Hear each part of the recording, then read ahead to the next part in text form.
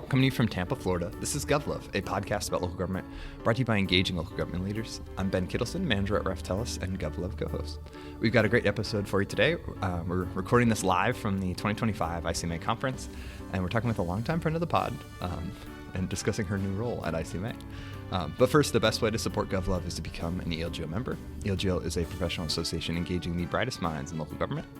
And we're somehow celebrating 10 years of GovLove, telling local government stories, which is, every episode I say this, but it makes me feel old as dirt. But and it doesn't feel like it's been that long. But as part of that, we're opening up a GovLove hotline. So you, our listener, can call and call 720-282-1752. You can tell us what you think about trends in local government over the last 10 years and what the profession might look like in another 10 years.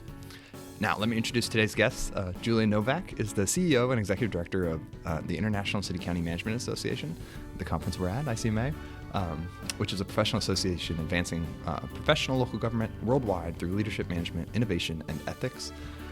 She's been in position since February 2025, so she's got it all figured out. Previously, she worked as a consultant.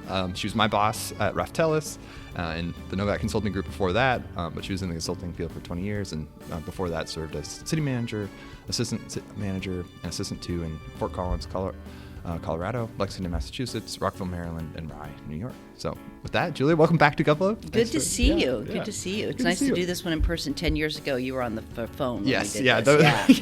Yeah. An actual, it was maybe over the computer. I don't remember. It was a conference call service that I think had. It wasn't the most. And best. you might want to say it makes you feel as old as dirt, but since you said that, and my grandchildren are the same age as your children, what does that make me? Yeah. 7 layers down. Oh man. But yeah, so I'm excited to catch up, and it's been cool to see you up on the stage and doing all the ICMA stuff. So as you know, we do a lightning round on the podcast. Oh gosh, my brain is fried, so we'll see how I do. Yeah, we're recording this the last day of the conference for our listeners, and so everyone's running on fumes a bit. People are tired of hearing from me, I think, by now. All right, so my first lightning question for you. What's the first album that you bought? Oh, so first album. So first of all, recognizing some people might not know what an album is, but although vinyl's making a comeback, and I'm not sure how accurate this will be, but I think it might be the soundtrack to Saturday Night Fever. Okay. I think the first PG movie I ever got to see, I was 13 because my parents were rule followers, and so am I. And it was Saturday Night Fever. So that soundtrack might be with the Bee Gees. Could very well be it. If it wasn't that, it was an ELO album of some sort, probably. But that was the era back in the olden days. Oh, perfect. Yeah. I love that. Those, had play in my house too. So see, thanks. I know nothing about pop culture, but if you put on the Sirius channel, The Bridge, I can sing along to every song. Yeah. All right, next lightning round question for you. What book are you currently reading? I recently finished for fun. So I read Fans First, Jesse Cole's book about the Savannah bananas. Oh yeah. Which was fantastic, and it aligns with our Members First, Fans First, Members First. So I love that. Members Matter, Fans First. But for pleasure, I recently read this amazing book that now they're going to make it a movie, and I'm never sure if I'll see the movie. That was also a book. I might be willing to see this one.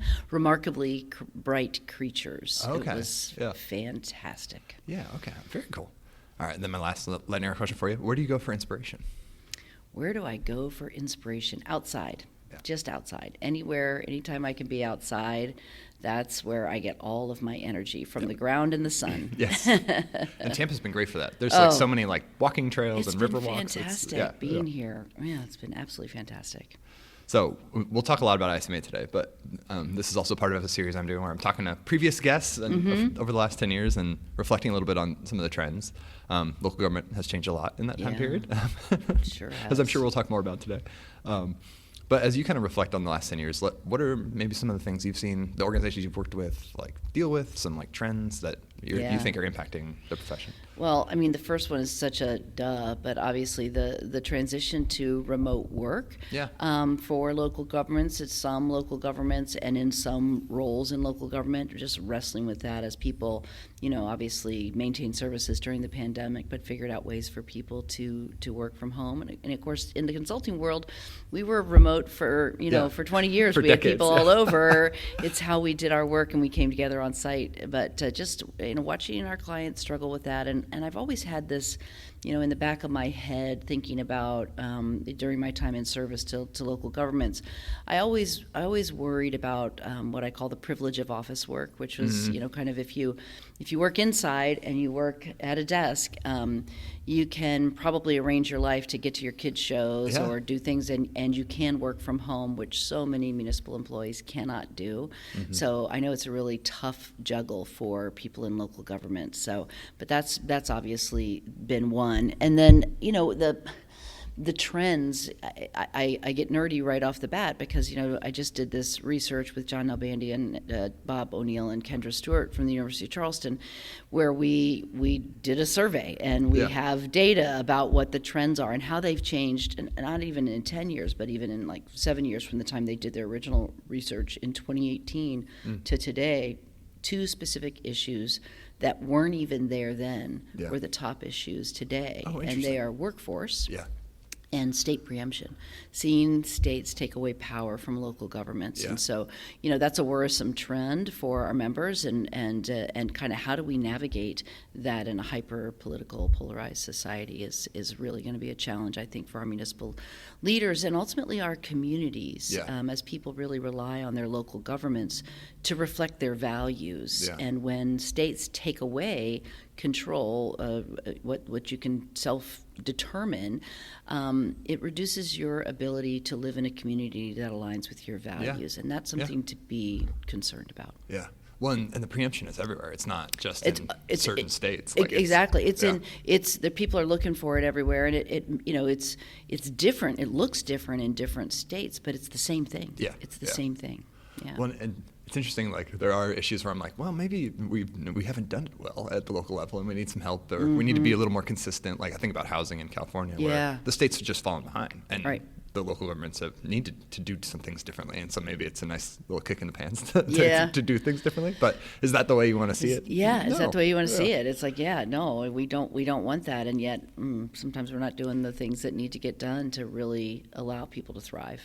So. What about the workforce piece? The workforce is fascinating because it is truly multifaceted. I mean, there's one element of it that is the declining number of people entering public service. That's just a fact. And the reality of what we, they said for 30 years the Great Tsunami was going to happen. It started to happen, so that's finally happened. It was a long prediction. Happened later than people thought it would, but at a time when there's less people entering government. And they're entering government, fewer people entering government for a lot of reasons. They don't see the public sector as a place to make a difference. They don't want to work someplace where they present something and they're constantly belittled and berated by the public or even governing body members, and so that bullying is problematic for engaging and encouraging a workforce. And then there's something that people talk about, and this came out in the research, that just people aren't as prepared, and which I find to be a very kind of an interesting perspective. One of the things I observe is because of the environment that managers work in, where everything is attacked and has the potential. You can't screw up, right? You can't make a mistake. And that includes you can't make a mistake on people. And so what I've seen that translate to, and Catherine Tuck Parrish, my former colleague with you at RevTelis, we used to talk about how people don't get the opportunity to be acting anymore. We hire retired people to serve as interim instead of putting younger people in a place. And I will tell you, my time, the first acting thing I did, I was 25 years old, and I was put in charge of the Fort Collins Loveland Municipal Airport. I had barely finished my internship.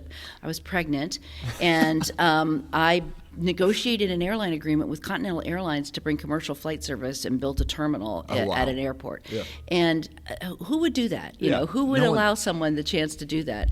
in when I went to Rockville, I was acting every department head except police. Oh, wow. I had a chance to be the community development director, be the community public works director, be the finance director. I mean, I had those opportunities, and then of course I was interim city manager as well. But those opportunities to be in those interim roles are irreplaceable experience, and so we really need to encourage people to look inside again for the up-and-comers and give them a chance to shine early in their careers. People took chances on me. I thought, when I went to grad school, I thought I'd be a manager within 5 years, because there was a lot of data to say that's how long it took at that time, back in the late 1980s. And I was like, wow, I was 35 before I got to be a manager, and now it's like, I think it's harder and harder for people to get in the door. But I was an assistant at 27 because someone took a chance on me.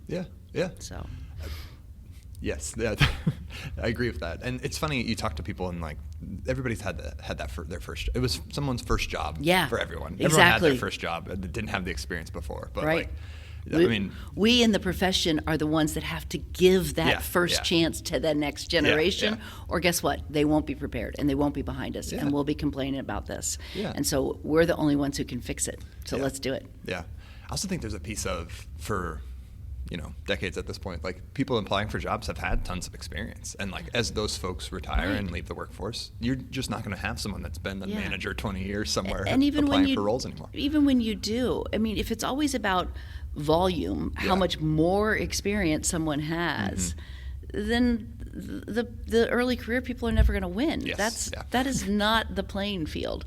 The playing field is what voice do you need on your team?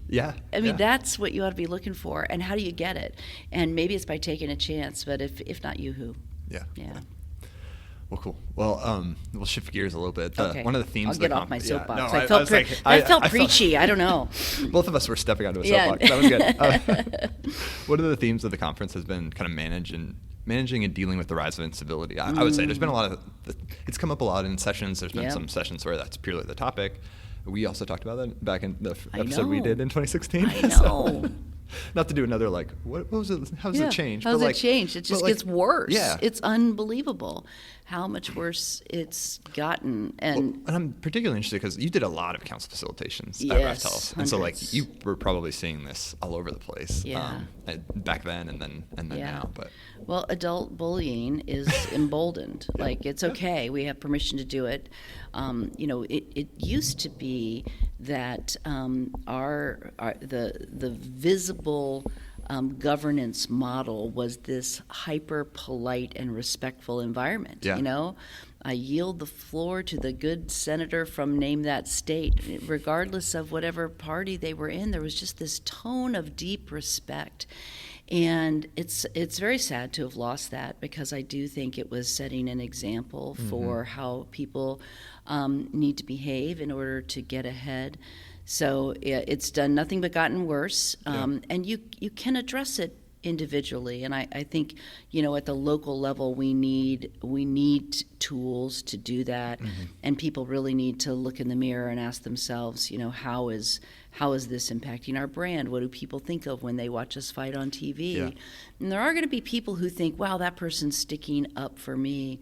But especially when it's among the elected officials, it's so important to understand that if that their public berating and questioning hurts that brand even more, hurts people's trust in government, and we'd like it to be more than just people trying to get reelected and win. So we need to figure this out in our country, because it's doing a lot of damage. And again, link it back to workforce. It's impacting the people who would want to sign up for that. Thank you. So that piece of it is really quite challenging. Well, it's interesting to hear from managers that are in places where they have some folks that act out, and how they deal with it, and it requires their time and attention and their and their political acumen, but that also takes them away from running the organization too, because now they're spending time on that and trying to work each council member through that. And one of my so I did work with a lot of city councils over the years, and I don't want to say one was better than the other, but there was one particular client I worked with over the course of. We don't have favorites, guys. Yeah. We don't have favorites, but 7 or 8 years, and it was one of the most respectful governing bodies, Centennial, Colorado, one of the most respectful governing bodies, and they were always 5-4. Oh, interesting. 6-3. Yeah. And they were partisan. Mm-hmm. And you would never know it. They worked together beautifully, but they were so intentional about being respectful, about handing the baton to the next council and saying, when we asked them once, because there was going to be a transition because of term limits, we asked them once in a retreat setting, kind of, what do you, when you hand the baton, what do you want the person to know from you? And it wasn't about a project it was never about the things the government was doing. Yeah. It was about the tone city government was setting. Yeah. No matter which party you come from, we are a respectful governing body. It was something that every year I looked forward to, because every year it just made me remember there's hope, that it can be different, and it requires intention. Yeah. What did it take? I don't know if the manager had a role in that, or like is just like each elected official over time like building that culture. But like, are there? I do think tips? It's both. I mean, that doesn't happen if the manager doesn't talk about how important the council manager relationship is. So again, we as managers, and if something smart comes out of my mouth, all credit to John Nalbandian. When we talk about that council staff partnership, if the staff understands that they need the governing body in order to get things done. Yeah. And if the governing body understands that they need the staff in order to accomplish their objectives, then we see how important it is to work together. But we cannot accomplish anything if we are at odds with one another. And so that political acceptability, administrative capacity, we have to work in that channel. And I do think the manager there was quite gifted at bringing people in, very intentional about orientation, both in the group setting but also one-on-one, in making meaningful conversations about what it meant to be part of the governing body and part of the city there. Yeah. Very cool. So 8 months on the job? 8 Am I rounding up? No. Yes, that's right. Is my math right? I think that's right. Yeah. What's it been like to get kind of your hands around this organization? And I guess what's it been like the first few months on the job? So first of all, absolute joy. Joy. I am so privileged. I could not think of a better way to end my career. I absolutely am so thankful to have this opportunity. It's not something you come into local government aspiring to be, or even thinking, well, how would I know how to do that?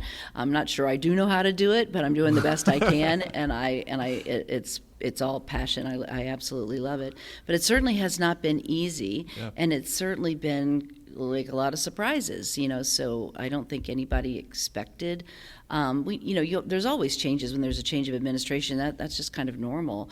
But USAID getting shut down was quite a shock, and so the impact of that on our organization and kind of losing our identity in that international technical assistance space is something we're figuring out what that means. But obviously, one of the things it meant was a dramatic decline in our workforce. And so, can you talk? Because I think, as like an outside observer, I knew ICMA did stuff like that, but I didn't realize how much of the organization was like in that work. It's like we kind of had this consulting company that did international technical assistance work in all kinds of different areas. One of the things about our members is local governments do all the things that local governments do, and so our organization was in a very unique space to find technical expertise in very technical subjects. I mean, we think about the civil society stuff, and that's the stuff I did as a part of a USAID contract as a consultant for ICMA over in Baghdad back in 2011.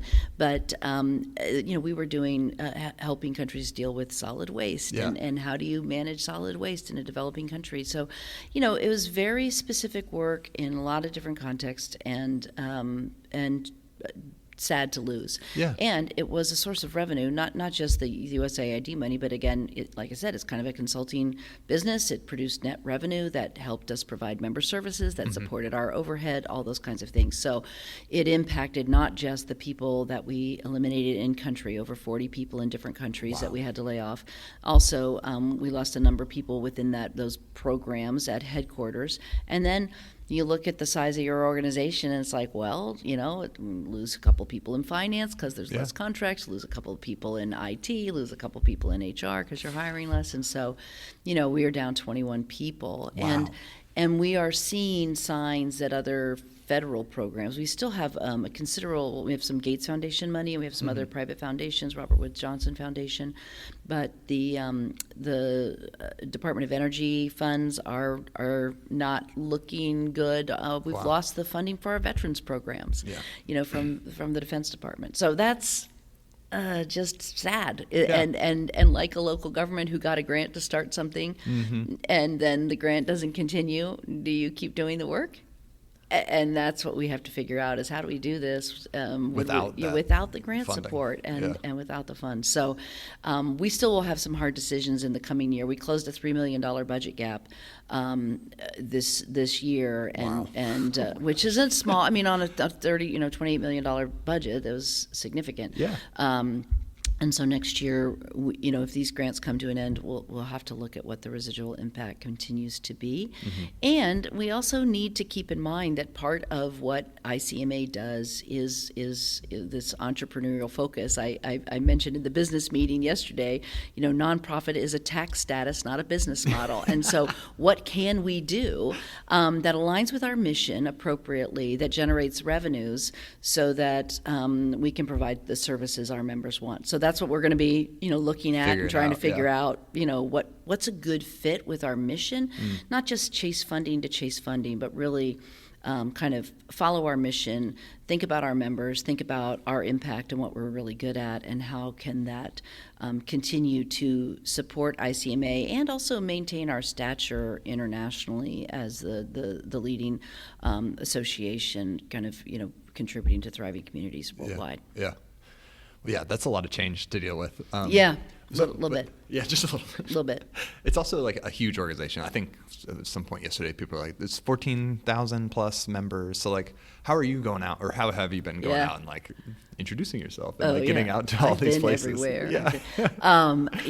So 14,500 members as of the conference, which is amazing, and all over the country and all over the world. So one of the things that I've been very intentional about is trying to get to state association meetings, and went to 18 conferences from the time I started in February to this conference in Tampa. So 18 conferences, 14 trips to DC, plus I'm on the Mission Square board, and I also meet with the large city executives when they convene. And so I've been everywhere, and I'll get there next year if I didn't get there this year. So we're really being intentional about trying to get to different places and be with our members. So that's, very important. I want our members to feel connected to ICMA, and the state association is a great place for us to do that.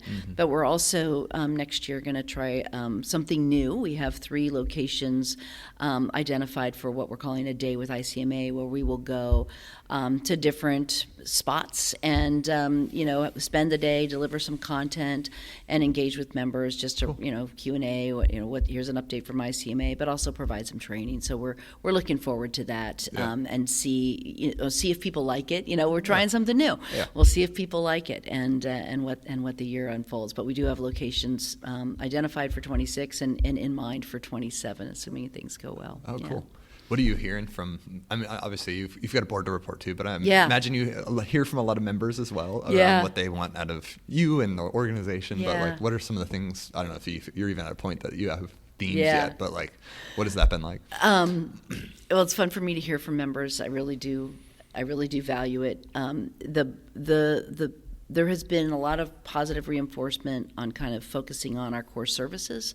So just the back to basics, I do think despite losing all that federal funding, it just helped us, well, let's just focus on this. If we focus on our members, if we focus there, then the other things will follow. Yeah. And so I think that's really helped us as an organization.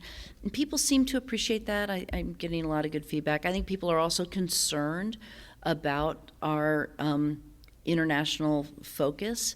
And there are two pieces to our international work, which is what I try to reassure people is like, yes, we had this technical assistance program, and it did give us visibility in country. We also have been in the relationship business internationally. You know, we have a strategic alliance agreements with 20 some odd different organizations around the globe that support local government, professional local government in those contexts, you know. And so this year I was in South Africa and Eswatini, and I was in the UK at the Solace meetings of the Society of Local Chief Executives in England. So, you know, that was a great opportunity for us to see and connect, and we will, you know, continue that. Our global exchange next year is in Ireland. And so the relationship piece of the international work at ICMA isn't going to change, but it is something that people are concerned about. Form of government is something I hear a lot about.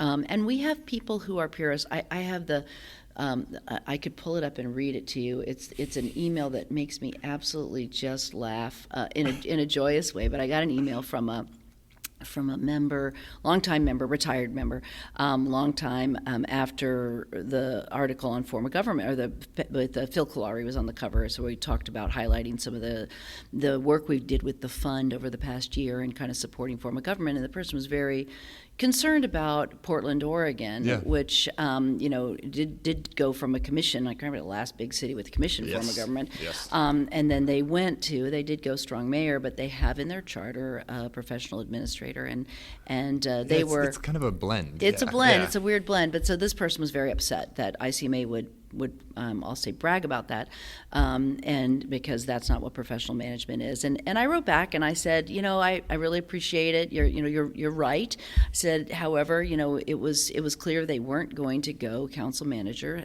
Having a position as a professional position in the charter was a good, you know, it's a step in the right direction. Maybe not far enough, I understand, but I think it was a step in the right direction. And he wrote back and he said,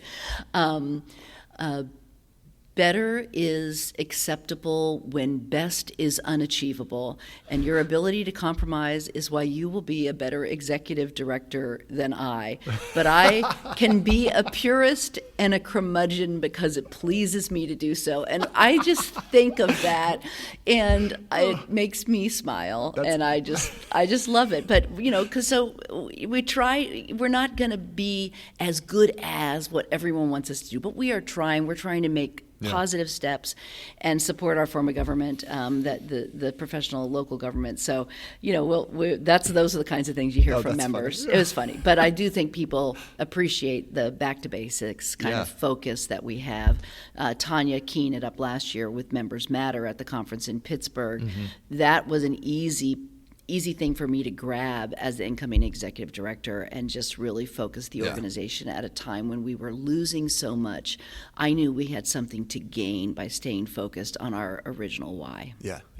Well, that's a great transition because you, in your speeches this week. Speeches. Get off the stage, Novak. But you talked a lot about like the core of this profession and like the foundations of it, and it's interesting. I want you to reflect on that, but also like we're in an interesting time for the profession generally. We talked about some of the themes going on of incivility, the politics of the national level coming down to our level, like, and some of the wicked challenges that our communities are facing. But anyway, but going back to that core, like, why is that like something that you wanted to like highlight, and why do you think that matters? So what I worry about for our members is that we forget why city county management is a profession in and of itself. So when it started, the reform movement happened, there weren't people with MPAs. That didn't exist. The people that came in to run cities predominantly at the time were engineers, and that they started this profession. And then it became a profession where you could actually go to school and learn how to become a local government leader and what that means. And so, I joked about going to KU. You went to a pretty good program too. So I like to tease. But I took civil engineering class. I took a law class. I took a planning class. Yeah. You learn enough to be dangerous That's about the different disciplines to prepare you to lead. But in that, I also learned about the history of the profession.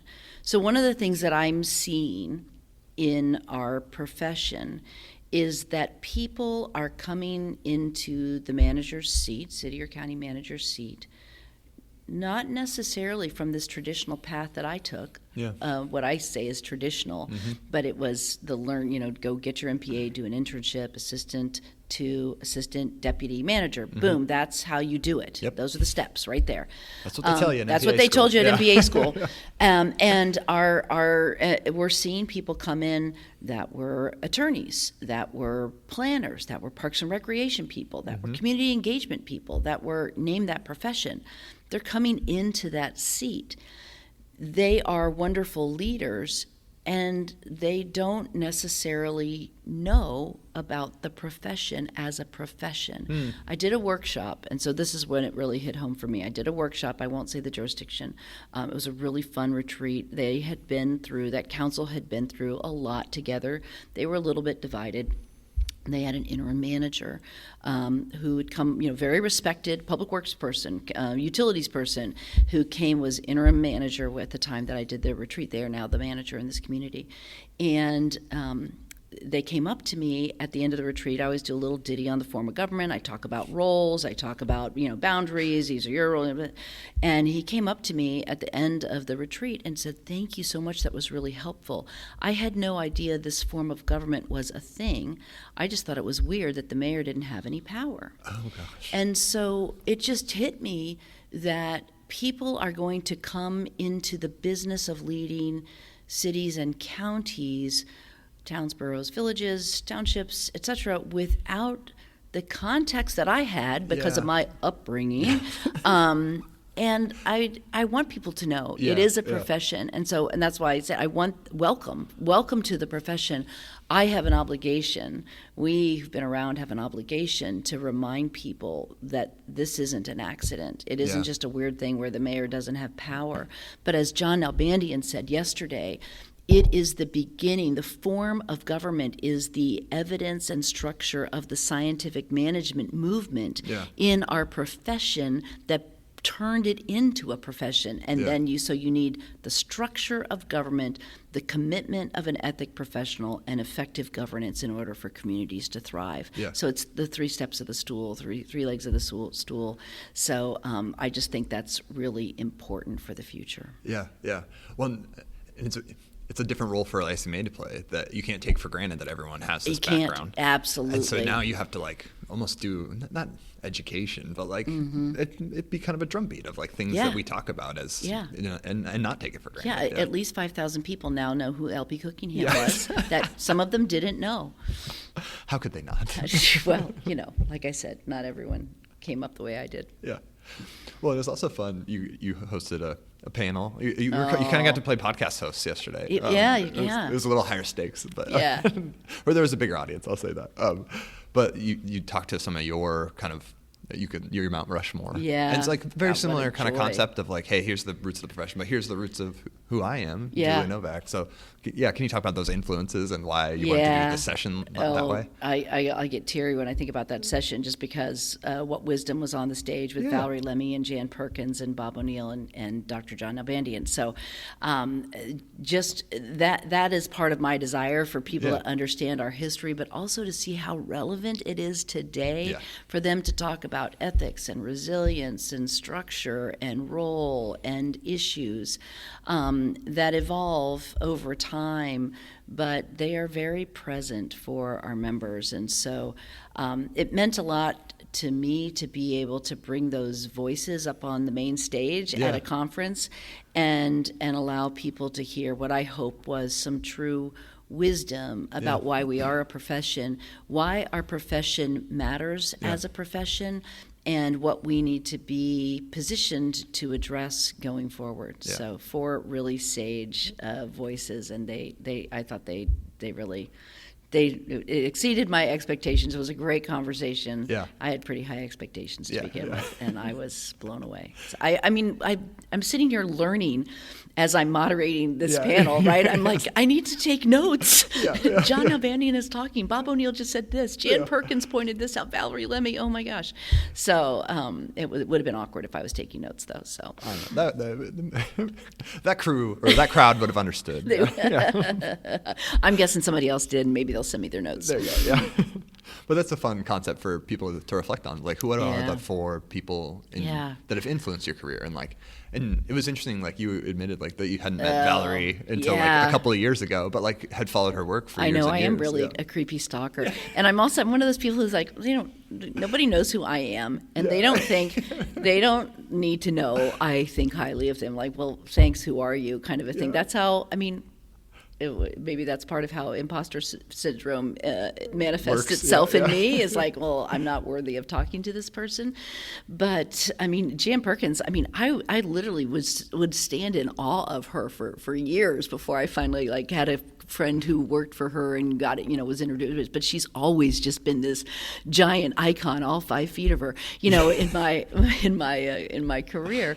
But shame on me for not telling people. And so it really struck me, as I said yesterday with Valerie in particular, that she had no idea that I knew who she was. My whole, since whenever my mother sent me the newspaper clipping when she got Petersburg, Virginia. But yeah, that's something we need to do better, because it's hard. And when people touch you or touch your lives in ways that really influence who you're going to be, I hope people hand those stickers out that I gave them yesterday. Yeah. For the listeners, that Julia handed out stickers to the crowd and to give to people who have influenced you in your career and let them know and tell them that. Because and it's lovely. It's funny if you said who my mentor, Mount Rushmore, who my people I respect, it's different. These 4 people for me are how I understand professional local government. Very specific category. So no, and this one made my brain whir. I was like, I hadn't thought about it that way, because it's not. You're right. It's not the mentor or the person you might call when you're in a sticky situation. Exactly. But how you think about. Oh my God, I would never have called Valerie Lemmy. Why would she have ever possibly taken my call? Who the hell am I? Sorry, cussed. But no, it's important for people to know that they mean something to you. Yeah, I love that. So looking forward. What are some of your goals for? You've got a few months left in your first year on the job. A few months in my first year. Even just kind of what's on your horizon, what are the things you want to accomplish? I joke with the board about my list, and when I say the list, I do this thing like a scroll, because it's ever ending. I think I had 59 things on it at last count. And counting, probably. 59 and counting, because there's probably 10 I need to add after the conference. Things people have suggested or things I want to look into. So connecting with our members, that is really key. Connecting with our strategic allies, both our domestically, kind of the ones in the U.S. and the ones abroad. So those are, that members' focus will not change. And kind of helping the organization retool a little bit. Our innovation brand, our local government reimagined conferences, really, kind of putting that out there, addressing topics that are important to our members, using the data we have to address members' concerns. And there are some research things that I think people have relied on or would look to ICMA to. And the example I'll give is just, how many cities or counties are recognized as having the council manager form of government? And we can give you a number, but the last time we had the number was I think 2016, so it's almost 9 years old. And the way we would get it was from a survey. And I was like, well, if we're surveying our members, it's going to be skewed because our members are mostly in places with council manager government. There is a way to find this data out per. And so we'll be partnering with the university in the coming months to get an empirical answer, because there's a data point out there. I know we can find it. So, but it's those kinds of things. We don't make money on that. Yeah. Right. Yeah. But it's a question. ICMA is the organization that needs to be in a position to answer that question. Yeah. And there are those types of questions that I think our members expect us to help them with, Yeah. and we need to step up and do that. So how do we retool back to our basics, back to our roots, focus on the core, at a time when our finances are not as robust as they were. We're lucky we're in a great financial position in terms of net assets, aka reserves, but we also need to look at our ongoing revenues and kind of look at realigning what that looks like for ICMA. Yeah. Yeah. Interesting. Yeah, one of the more interesting, this is maybe a squirrel that I just chased, but when I talk about value of membership, one of the things in our own survey data that is a head scratcher for me is since 2022 to 2025, so 2022 was the last member survey to 2025, the perceived value of membership decreased 4 percentage points. So I think it's a 79 or 89, I can't remember, but it's not as high as I'd like it to be, and I don't like to see it going in that direction.